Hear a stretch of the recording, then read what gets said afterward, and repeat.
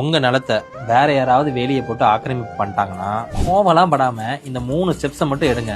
கவர்மெண்ட்டே அந்த வேலையை எடுத்துரும். ஃபர்ஸ்ட், உங்க இடத்த வேற எவனாவது அவன் இடம்னு சொன்னான்னா உடனே உங்க லோக்கல் தாசில்தார் ஆபீஸுக்கு போயிட்டு உங்க லேண்டோட மொத்த டாக்குமெண்ட்ஸ் எடுத்துட்டு ஒரு ஜெராக்ஸா அவங்கள்ட்ட சப்மிட் பண்ணிடுங்க. அங்க தெரிஞ்சிடும் ஒரிஜினல் ஓனர் யாரு, டூப்ளிகேட் ஓனர் யாரு அப்படின்னு. நம்பர் 2, உடனே சப் ரெஜிஸ்டர் ஆபீஸ் போயிட்டு உங்க இடத்துக்கு தடையா இருக்க அவன் மேல ஒரு தடங்கல் மனு போட்டுருங்க. இந்த மனுவை மட்டும் நீங்க போட்டீங்க அப்படின்னா உங்க இடத்த அவன் ஃபோர்ஜரி பண்ணி வேற யாருக்கும் விற்கவும் முடியாது. நம்பர் 3, நீங்க கமிஷன் ஆபீஸ் போயிட்டு, அதாவது நில ஆக்கிரமிப்பு தடுப்பு சட்டம் படி அவங்க மேல ஒரு கம்ப்ளைண்ட் ரெஜிஸ்டர் பண்ணிருங்க. பிஎன்எஸ் ஆக்ட் செக்ஷன் 329 படி உங்க டாக்குமெண்ட்ஸ் கரெக்டா இருந்துச்சு அப்படின்னா நில ஆக்கிரமிப்பு சட்டப்படி உங்க இடத்த இன்னொருத்த ஆக்கிரமிக்கிறதுக்கு அவன் மேல எஃப்ஐஆர் போட்டு உள்ளே தள்ளிடலாம். இதெல்லாம் பண்ணி முடிக்கிறதுக்குள்ள உங்க இடம் உங்க கையில இருக்கு. இதுக்கு பயந்துட்டு நான் இங்க இருக்கிறேன் அவ்வளவு தூரம் போய் இடம் வாங்கணுமா அப்படின்னா நீங்க நினைக்காதீங்க. உங்க இடம் நீங்க எங்கனாலும் நீங்க வாங்கலாம். ஆனா வாங்க, இந்த இன்ஃபர்மேஷனை ஏரியாக்கு லேண்ட் வச்சிருக்கிற உங்க பணக்கார ஃப்ரெண்டுக்கு ஷேர் பண்ணுங்க.